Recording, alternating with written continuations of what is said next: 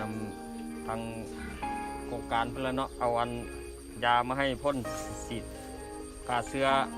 คอกหมูนี่ก็ดีใจละกันไว้เพราะว่าก็จะเก่าขึ้นหลังมาก็บอกเคยเนาะบอกเคยพ่นเสื้อฆ่าเสื้อนี่ละจากเพื่อมาพ่นนี่ก็ดีใจละจะพ่นเสีย